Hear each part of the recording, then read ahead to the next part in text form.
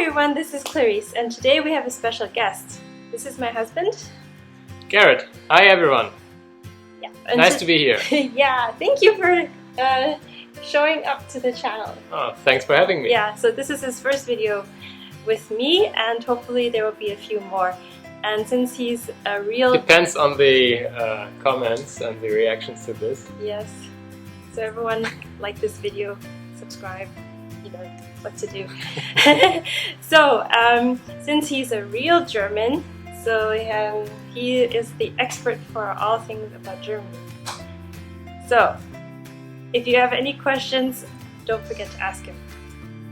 Yeah, and if he's not correct, then you can also tell us. Might that be happening? I'm not being correct. Might be. Never. So today's topic is going to be driving in Germany. So if you're interested, keep on watching. So in addition to stuff about driving in Germany, we're going to maybe compare how it is in Canada. We don't really know any other countries because we've never driven together in another country. But yeah, so it might be interesting. If you're not from Canada nor Germany, you can see how it is compared to your country. So the first thing is I want to talk about is if you happen to be an expat and you're coming to Germany, you can transfer your license, usually depending on which country you're coming from. In a lot of countries, for example from Canada to Germany, if you want to transfer your license, you have to do this within 6 months of you coming here. Otherwise, you will have to take your road exam all over again here. Yeah, excuse the baby again. So you have to take the road exam again, and this can cost some time and money. So yeah, I definitely recommend for you to transfer your license right away if you can do so. So if you are a new driver, what is the age you can start getting a license in Germany? The last I checked was that I think you can start learning at 16 and then you can have your assisted driving license with 17, when you're 17, but one adult, like one parent, needs to be there. And then if you're 18 you can drive on your own. Okay. That's the last I checked. There might have been some changes lately, but so you can start pretty early and you should if you can. Yeah. Why not? So it's the same in Canada. You can start your learners when you're 16 and get your license when you're 18. So most people go to a driving school to get their license, right? Yeah, exactly. You have to go to the driving school here, take an obligatory, I don't know, 8 to 10 lessons practical together with a teacher, and then you have to do a theoretical exam.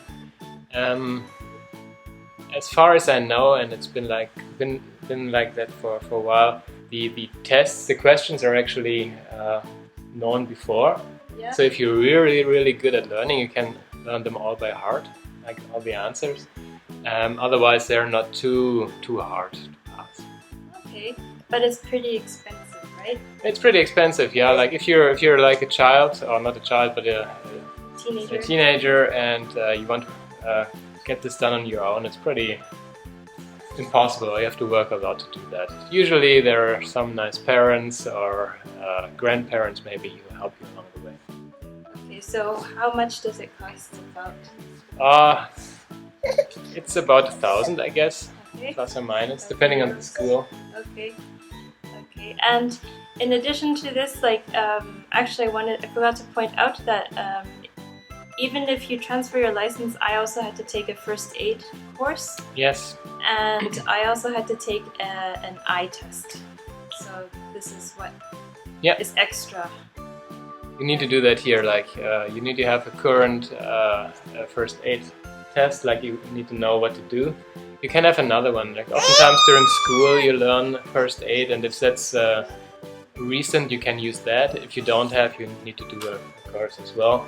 It's not so much, but it's an investment in time. Like it's either, I think, a weekend course, like the whole weekend, or I don't know, 4 weeks in the evening. It's not so much money-wise, and it's good to know. Yeah, and I think mine was just a weekend. So. Yeah, you can do it in the weekend pretty quickly. I think in usual hospitals they have courses or otherwise as well. Okay. Yeah, and the eye test is has to be done as well, but it's you can pass. Yeah. Now, I think the thing most people are interested about driving in Germany is the Autobahn, where you can drive without speed limits on the freeway. Yeah, that's fun. Yeah. So, Germany has a lot of freeway, right? Yeah, of course, you need to get from A to B. Yeah. And you actually can go whatever here, and people do, so be careful if you're on the leftmost lane. You shouldn't be driving 100 there. Yeah, you shouldn't be on the leftmost lane unless you're driving passing someone or you are really 200 plus. What's the fastest you've ever driven on this? I think 240. I'm not Wow. too. I'm not. Well, it might be a lot if you're like coming from the States, but here, yeah, I wanted to try out my car. Unless, no, I was going even more, I think, in the Ford Mustang experience you gave me, so might have been even more. You have to be careful though, because sometimes there are actual speed limits on the Autobahn, so you cannot go whatever anywhere, but there are quite a few speed limits, and all of a sudden it's like 120 or 100, and you're at a 200. Then you need to slow down, of course. And it's pretty easy to miss when there are these speed limits, because the road actually doesn't suggest that there is a speed limit, but there is. And then there's a camera and you're like, and then you drive, and the license is gone for a month or so. So you really have to pay attention to the speed limits. It's pretty easy to miss. So it's not only a fine, but you also get some points.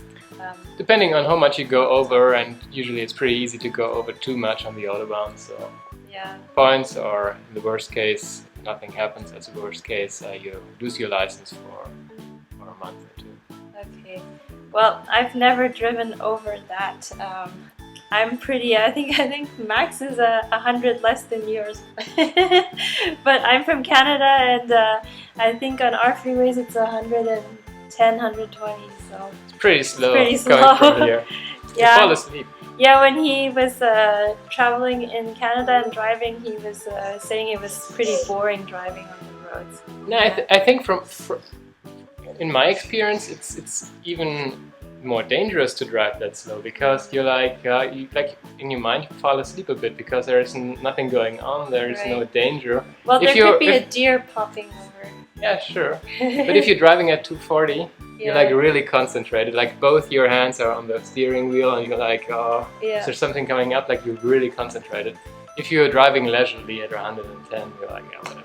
Yeah. So in some regards, I think it's even more dangerous to drive that slow. And then again, in Canada, you have the very long, straight roads where it's just going straight on. We don't have that here, so there's always something going on. And I don't think there is, the road is straight for more than 2 or 3 kilometers a day. So it's like in a video game. Yeah, it's fun. It's fun. You should try it out. Okay, so there are some other small points then. I think for one thing, I find the traffic lights quite different here. There's not so much space.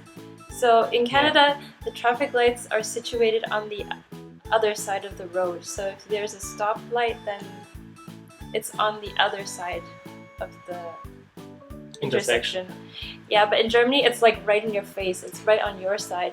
So you really have to look and pay attention. If it's like high up there, you're just crouching behind your car and you're like, so... It happens quite often. You're like, here's the steering wheel, and you actually need to press your face against the windshield to look at the signal. But oftentimes they have a second one somewhere a bit more distant, so you can look at that one as well. Yeah, and sometimes, but they have the second one on the other side where you're not supposed to drive.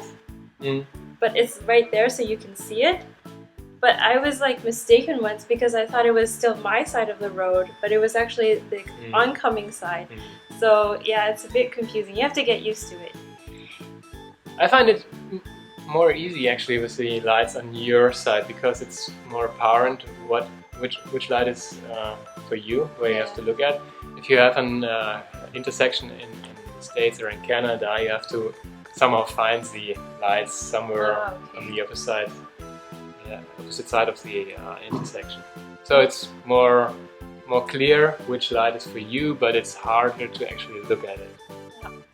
And another thing is, well, obviously since we're in Europe, there's more people here, so the roads are narrower in some parts, especially in small towns, than in Canada, where things are pretty wide. And in parking lots and park houses, it's quite difficult sometimes, especially to turn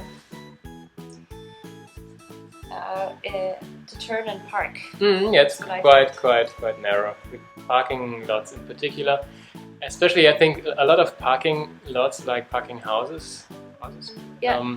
They've been built quite a while ago when the cars were a bit smaller, I guess. Maybe. Okay, yeah. Today you have like some big SUVs even around here. Yeah. So it's not even, in some parking houses, it's not even possible to actually make a turn without setting back first. Like you're coming up, then you have to set back, and then you can make the turn if you want to go to the next level, because it's so narrow. Yeah. And we usually, if we have the Autobahn or some kind of highway, we don't have a meridian like you have in Canada.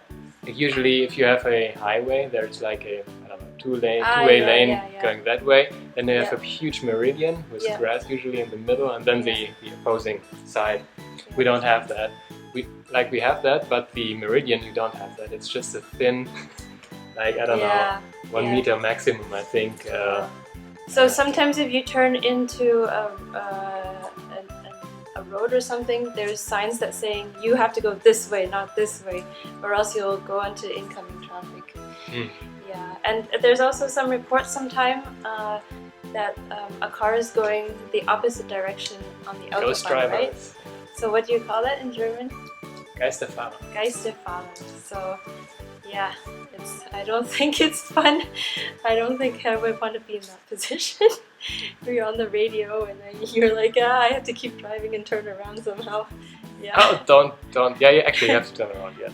So another, I don't know if it's famous, but we have an American military radio here, and they say a lot of things in English, but when they talk about traffic, they say it in German. They say Stau.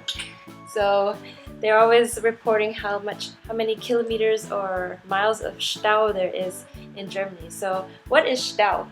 Stau is the dreaded traffic jam.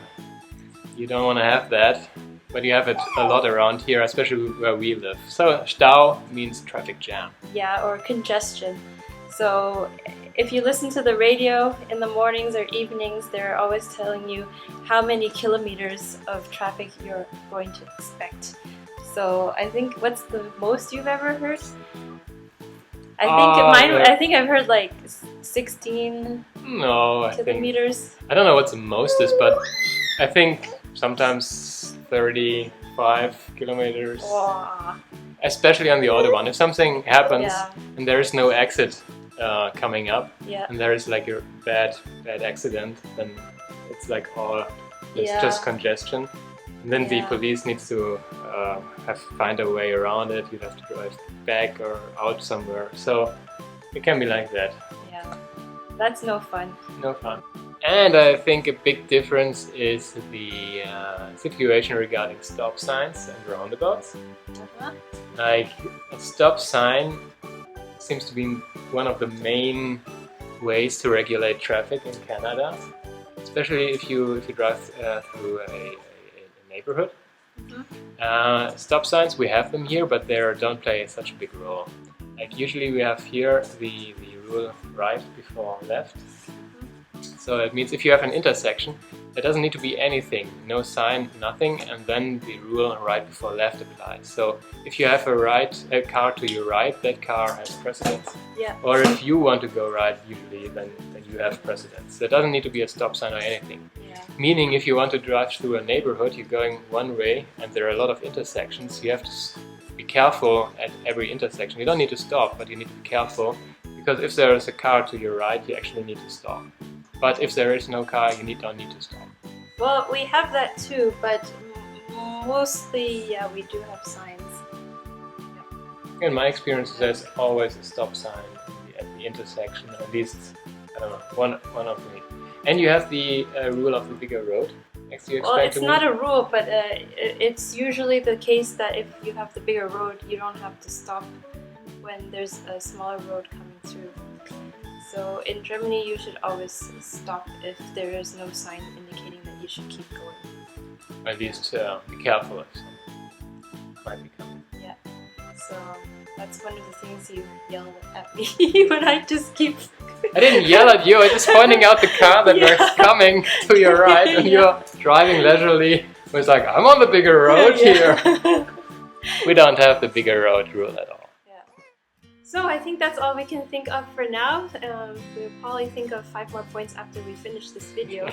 But yeah, our baby has been patiently waiting. She's directing us right now and she's telling us that we should stop now. So anyways, thank you for watching. Like I said, be sure to like. Whoops. Well, that was the boss. That was the director. Yeah. So thank you for watching and we'll see you in the next one. Thank Bye. you. Bye.